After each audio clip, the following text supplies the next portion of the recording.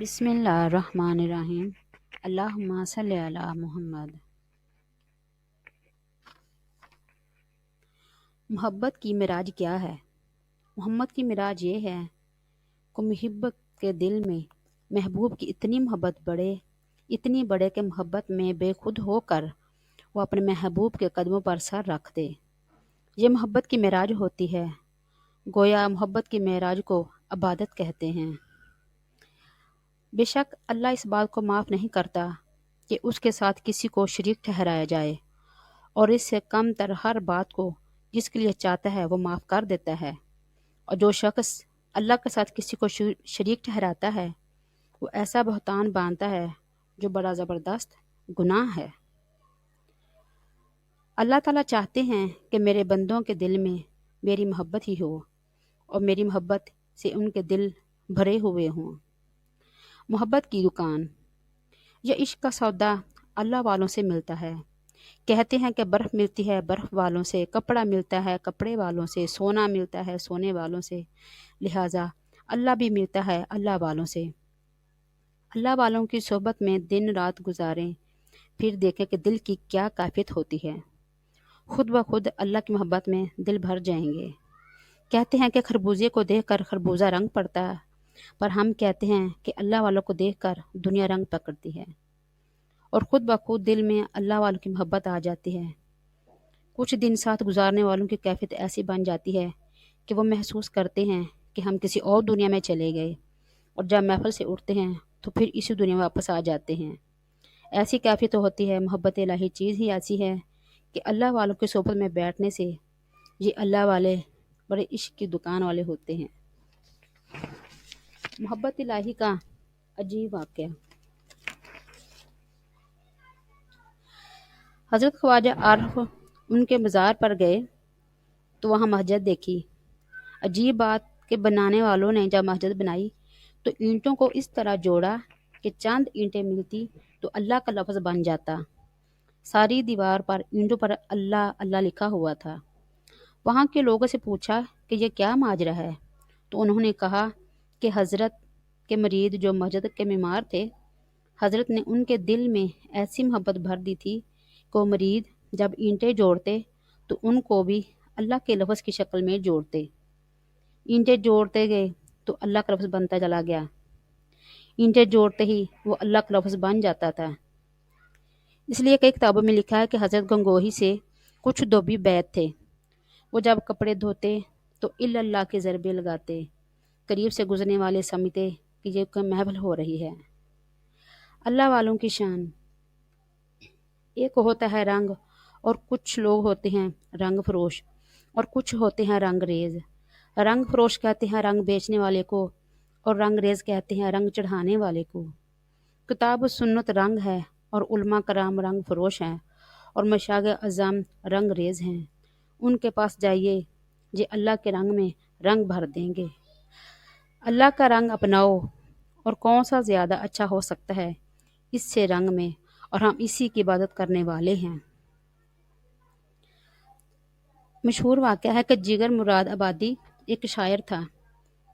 پینے پلانے کی اس کی زندگی تھی، مگر طبیعت میں سادگی پوچھنے لگے کہ ارے میاں، آپ کے مسٹر کی ٹر کیسے مس ہو گئی؟ تو انہوں نے فرمایا کہ مجھے ایک اللہ والے مل گئے تھے تھانہ بون میں نے ان کی غلامی اختیار کر لی اور میری ٹر مس ہو گئی۔ کہنے لگے اچھا میں بھی کبھی آؤں گا، مگر میری شرط یہ ہے کہ میں پیتا ہوں، میں وہاں جا کر بھی پیوں گا۔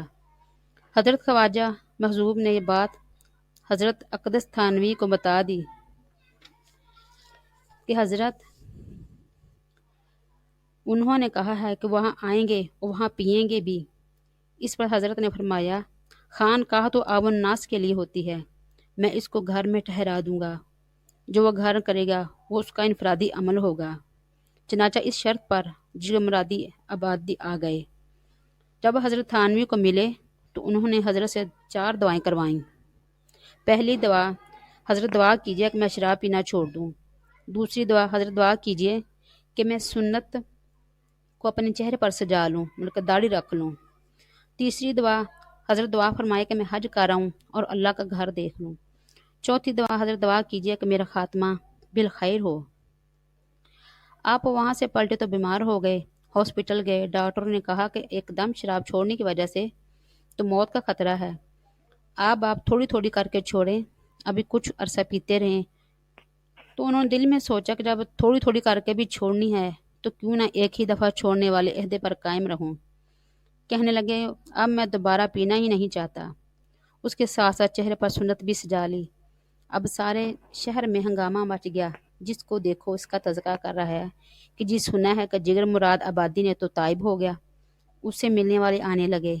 जब पूछते कि भाई आपने एकदम क्यों छोड़ दी, तो जिगर मुरादी बात कहते, अब आखिरत का गम लग गया है। चनाचा जब दाढ़ी बढ़ गई, लोग मिलने के लिए आने लगे। लोगों ने पूछा कि एक मुलाकात में आपकी ज़िंदगी बदल गई, तो आपने फरमाया हाँ। लोगों ने पूछा कि आपकी ज़िंदगी बदलने का राज क्या है। आपने तो कमाल ही कर दिया, आप तो लोगों के दिलों पर हुकूमत करते हैं। तो उन्होंने फरमाया, जब दिल पर अल्लाह छा जाए तो फिर बंदा ज़माने पर छा जाया करता है। यह मोहब्बत इलाही है, यह अजीब नेमत है।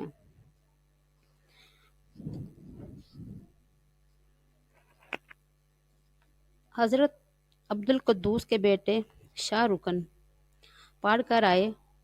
उन्होंने फरमाया कि बेटा महफिल में कुछ वाज करो। उन्होंने बड़ा वाज किया, नसीहत की, लेकिन मजमे पर कोई असर ना हुआ। जब उन्होंने वाज कर लिया तो हज़रत लोगों से मुखातब हुए और फरमाया कि रात हमने रोज़ा रखने की नीयत से दूध रखा और वह बिल्ली पी गई। जब हज़रत ने जुमा किया तो सारे मौजमे ने रोना शुरू कर दिया। इन अल्फाज के अंदर इतना गम था कि लोगों की आंसू में आंसू आ गए।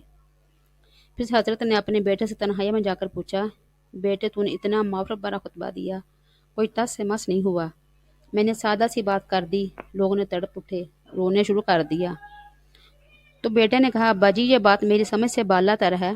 फरमाने लगे, तुमने फिकत काल उनके सामने पेश किया, मैंने सादा अल्फाज में हाल उनके सामने पेश कर दिया। मैंने दिल से तवज्जो साथ डाली थी, सादा सी बात मैंने उनके दिल में रकत पैदा कर दी।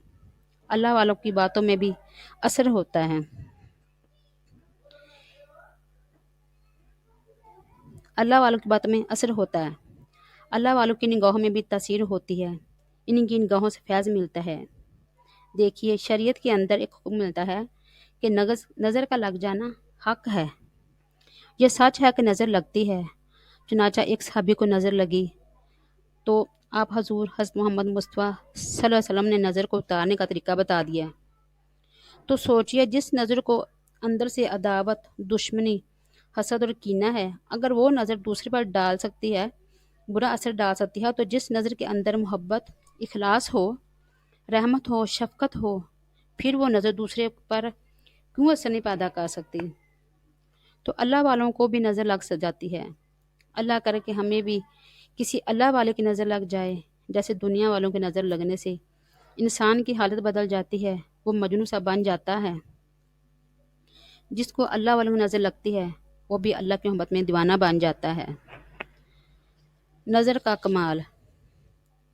हज़रत शाह अब्दुल कादिर 18 साल मस्जिद में इत्काफ़ किया, मस्जिद फतेहपुरी में, और कुरान पाक का उर्दू में तर्जमा लिखा। फरमाते हैं कि जब बाहर निकले तो सामने एक कुत्ता था। उस कुत्ते पर नज़र पड़ी, कुत्ते पर ऐसी हालत तारी हुई कि वो जहाँ जाकर बैठता दूसरे कुत्ते उसके इर्द गिर्द डेरा डालकर बैठ जाते। तो फरमाते कि जानवरों पर भी नज़र पड़े तो उनमें तासीर आ जाती है। इंसान तो फिर इंसान है।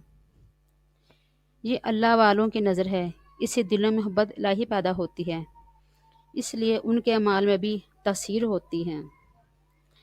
हज़रत मौलाना महमूद हसन गंगोई नमाज का लंबा सजदा किया करते थे।